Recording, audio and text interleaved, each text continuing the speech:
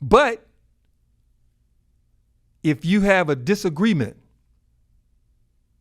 with someone's behavior, particularly in this instance, as far as the gay community, if you disagree with their behavior,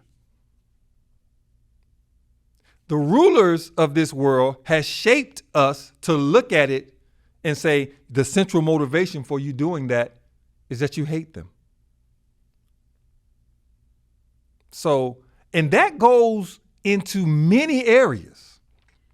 People can rarely have a conversation anymore without it seeming that because we disagree on something, we can't have a conversation anymore. We can't talk anymore.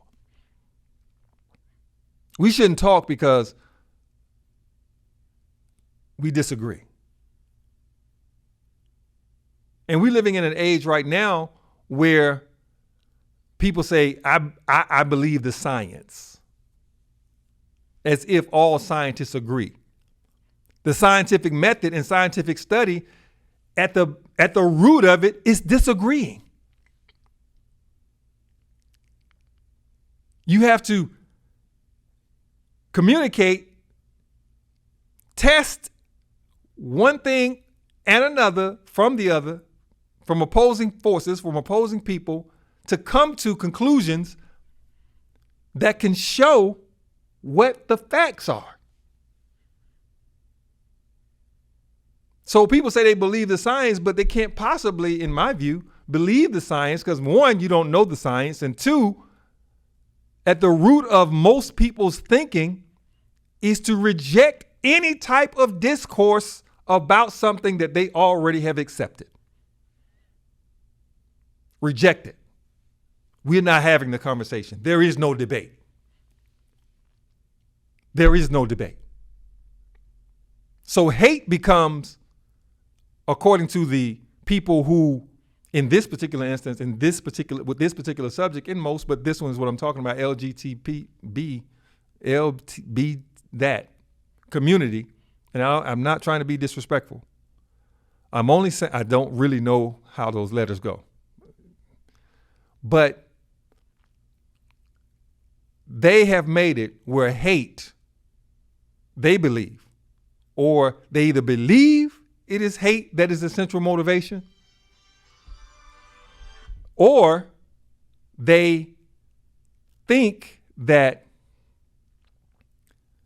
they can weaponize the hate, or what people call hate. They weaponize it so that they can then have power to snuff out anyone who disagrees with them or critiques them. Any of that. Any of that. So what I'm saying is that the rulers, and I say the rulers, and I know it's very vague. I say the rulers, but we will get into those things as time goes on in other episodes, defining rulers and all these type of things. But if people are very honest with themselves, then they'll know what I'm talking about. I don't have to necessarily go into that. You know. Most people that have a job, you have a job, you go to your job. The people that actually have sway over your life, your economic and financial life, you don't even know them. You probably have never met them. They're rulers. But I'm not talking about those rulers.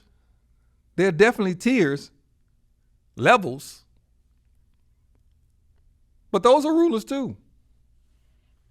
They're in high places. You can't see them. You don't see them in the boardrooms when they're making the policies that govern whether you actually will have a job tomorrow. You don't see that.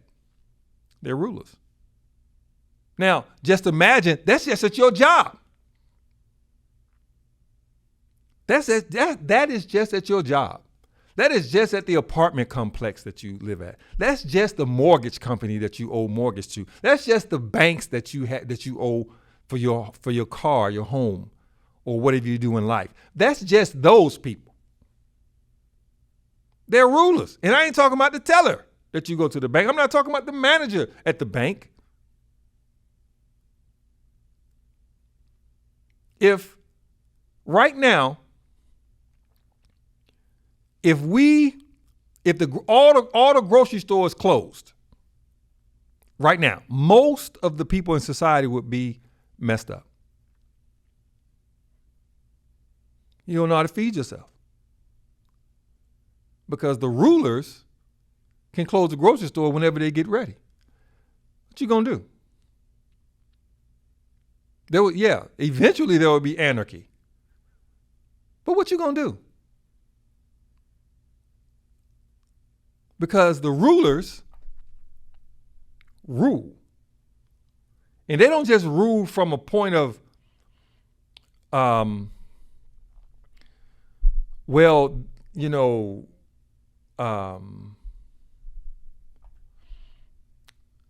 don't just rule from a point of being, some title. That's not how that works. That's not how that works.